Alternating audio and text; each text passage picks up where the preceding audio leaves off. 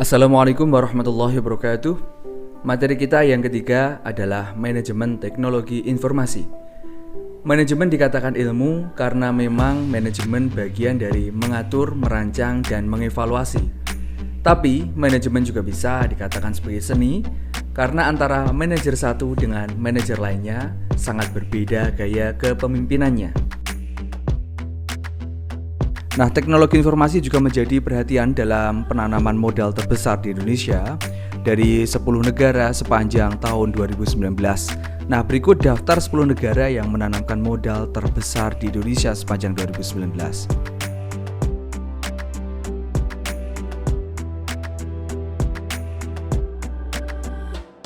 Terdapat 5 sektor utama yang menjadi sasaran investasi asing di sepanjang tahun lalu, tertinggi pada sektor listrik, gas dan air dengan investasi sebesar 5,9 miliar US dollar, lalu sektor transportasi, gudang dan telekomunikasi sebesar 4,7 miliar US dollar. Nah, alasan investasi di bidang telekomunikasi ini teman-teman karena keyakinannya bahwa dalam satu dekade ke depan ada kemungkinan di daftar 20 perusahaan teknologi berkapitalisasi pasar terbesar di dunia akan berasal dari kedua negara yaitu Amerika dan China. Tayal, khususnya di Indonesia sendiri, jumlah startup di Indonesia kian meningkat. Di skala dunia, Indonesia menempati urutan ketiga setelah Amerika dan India, yaitu sebesar 1.559 perusahaan. Dan bila dilihat apa yang paling disukai orang Indonesia, ternyata dalam bidang fintech atau fintech, financial technology. Paling rame banget ini, walaupun banyak kasus-kasus hutang yang seret dan berbagai macam bumbu-bumbu konfliknya. Kemudian diikuti oleh e-commerce dan media.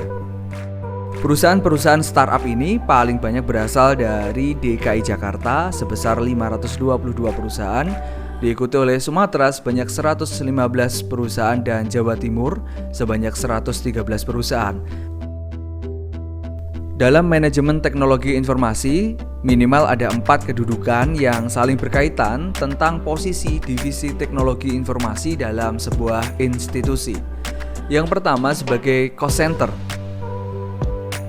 Hal ini bukan merupakan keanehan mengingat tahap awal evolusi teknologi informasi adalah sebagai alat otomatisasi, mengganti proses manual menjadi otomatis dengan tujuan efisiensi. Yang kedua, profit center.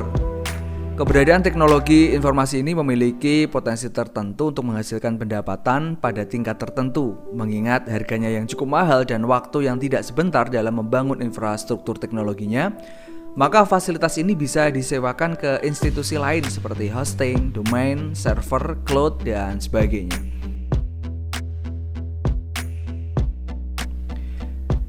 Fungsi yang ketiga adalah investment center. Institusi memposisikan divisi tersebut sebagai lembaga litbang atau penelitian dan pengembangan.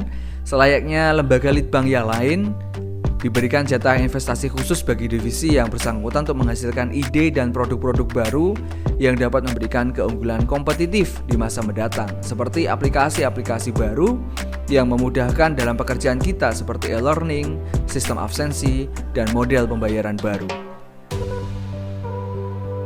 Yang keempat, service center. Bagi institusi yang bergerak di bidang jasa, divisi teknologi informasi biasanya diposisikan sebagai suatu pusat pelayanan atau service center seperti hotline yang tersedia untuk memudahkan komunikasi antara nasabah dengan bank atau customer dengan perusahaan. Sehingga untuk memposisikan posisi-posisi itu perlu ada 3 aset utama setidaknya, 3 aset utama teknologi informasi. Yang pertama, sumber daya manusia. Sarjana di Indonesia menempati urutan kelima sarjana terbanyak setelah Rusia, namun berbanding terbalik dengan pengangguran di Indonesia yang lebih banyak. Karena dunia kerja, kenyataannya teman-teman, dunia kerja itu tidak hanya membutuhkan IPK yang tinggi, tapi dunia kerja itu juga membutuhkan orang-orang yang terampil, orang-orang yang ulet, dan orang-orang yang memiliki skill khusus. Maka bagi teman-teman semuanya, jangan hanya kuliah, tapi juga mengasah kemampuan kalian di bidang-bidang yang kalian sukai. Yang kedua adalah teknologi. Total pengguna internet di Indonesia ada 150 juta pengguna aktif atau sekitar 56% dari total jumlah penduduk Indonesia. Dari sekian itu ada 142 juta pengguna yang akses melalui perangkat mobile. Arah trennya adalah akses internet melalui mobile devices.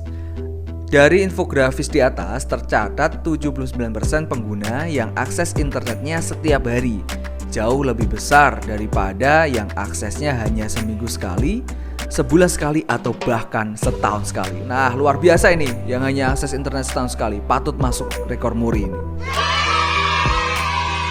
Kemudian kecepatan internet di Indonesia dari tahun ke tahun selalu meningkat, rata-rata 10,53 MB per second. Maka jika Anda mendapatkan akses yang kurang dari itu, bisa jadi Anda kurang beruntung. Yang ketiga adalah relasi. Untuk menjaga relasi perlu eksistensi, sehingga banyak orang yang kemudian menunjukkan eksistensi mereka di media sosial. Dari grafik ini kita bisa melihat bahwa yang paling banyak sekarang diakses orang adalah media sosial, yaitu YouTube sebesar 88%, WhatsApp sebesar 83%, dan Facebook sebesar 81%. Kemudian diikuti keempat yaitu Instagram sebesar 80%. Lalu apa selanjutnya peran pemerintah di sini? Banjir informasi tidak akan bisa dibendung, sehingga membentuk informasi yang bagus, yang baik, dan tidak menimbulkan hoax perlu dibangun dalam menggunakan informasi secara bijak. Sehingga perlu sinergitas kelembagaan, edukasi kepada publik, revisi undang-undang ITE, dan penanganan konten-konten negatif.